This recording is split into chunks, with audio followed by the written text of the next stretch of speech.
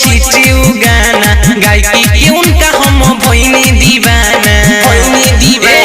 देवेले हिट गाना गायकी के उनका हम भइने दीवाना वीडियो देखेला परसेला नयन हो गाना सुनेला डोजी बेचैन हो बानी धनंजय धड़कन के पयन गाना सुनेला डोजी बेचैन हो बानी धनंजय धड़कन के पयन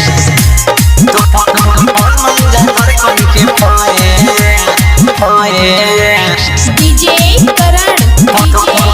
बानी धनंजय धड़कन के पयन इनका गायकी के नइखे जोहरा केहू पर जाला फीका हो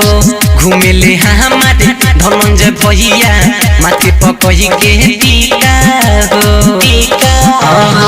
इनका गायकी के नइखे जोहरा केहू पर जाला फीका हो घूमेले हमारे धनंजय भैया माथे पकही के टीका हो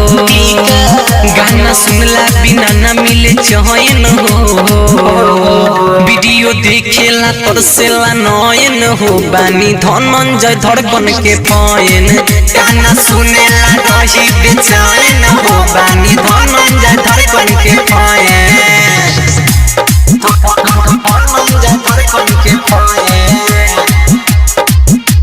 डीजे करण बानी धनंजय धड़कन के पयन गावी के तरीका के इनका कितना करी बड़ाई हो रंजू दीवाना के मानले भैया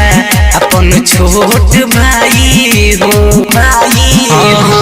गावी के तरीका के इनका कितना करी बड़ाई हो रंजू दीवाना के मानले भैया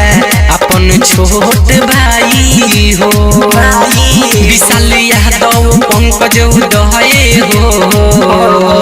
गाना सुनेला रही बेचैन हो बानी धनंजय धड़कन के पयन गाना सुनेला रही बेचैन हो बानी धनंजय धड़कन के पयन देवेले हिट गाना गायकी के उनका हम भइने दीवाना वीडियो देखेला परसेला नयन हो गाना सुनेला रही बेचैन हो बानी धनंजय धड़कन के पयन गाना सुनेला